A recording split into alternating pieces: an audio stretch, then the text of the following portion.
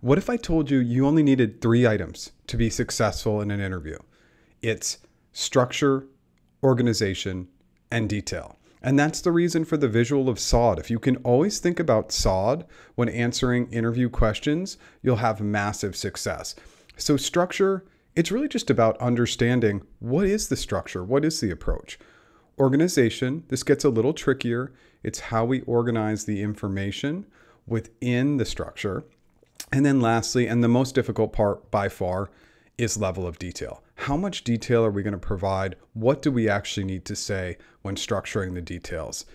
I want to send you over, and I'll put this link in the YouTube description, and it's obviously in the video here, to send you to our free mastery course on our desktop app, which will provide all the visuals to help you have success and really back up what I'm saying in this video.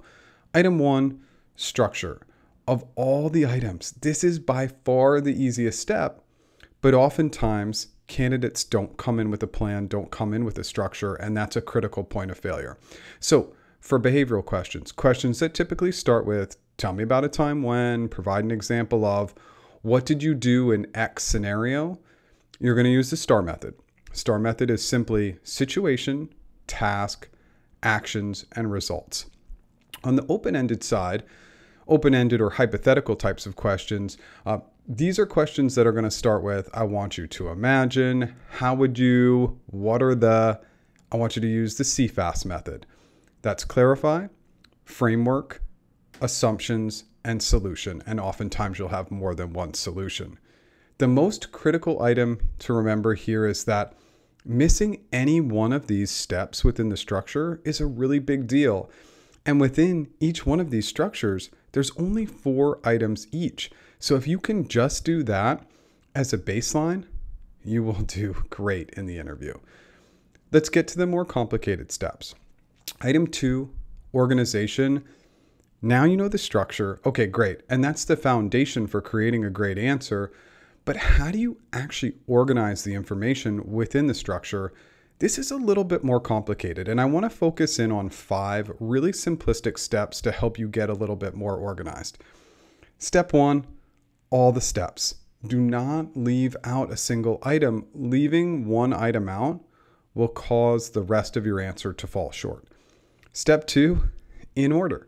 There's a reason why these methodologies have an order. Just make sure you're following that order because that will also impact your success. Step 3, timing. Now, this is obviously a critical one. Some steps require more time than other steps, and really understanding the timing breakdown by step, which we'll cover later, is also going to be critical for success.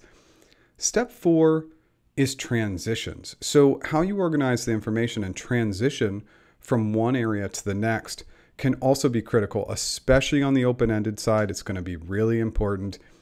And the last step, step 5, is cadence.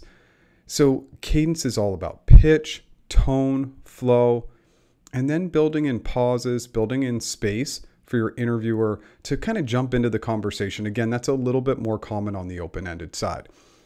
And lastly, it's just important to recognize that both the structure and the way that you organize the information within the structure are really foundational items, and both are critical for success. Item 3, detail. Okay, without a doubt, this is the most challenging part.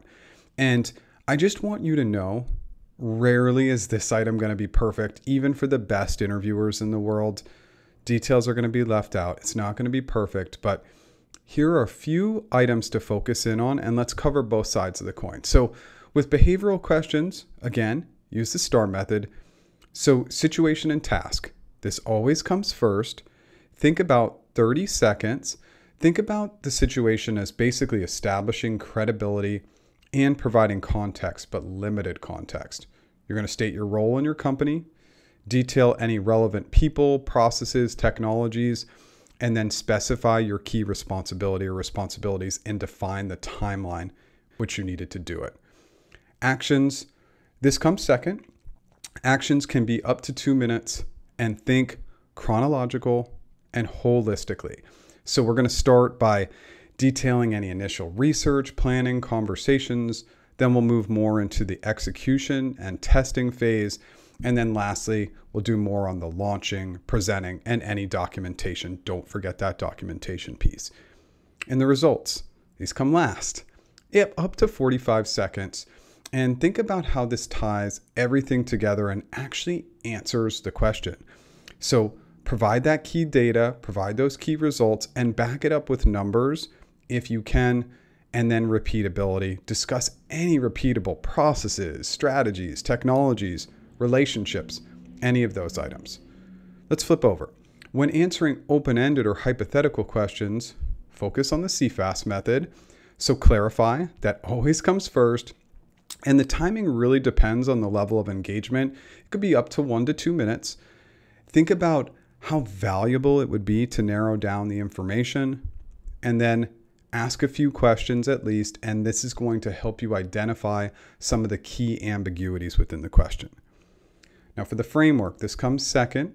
Think 30 seconds and think about the critical concepts or items you'd like to cover in the solution.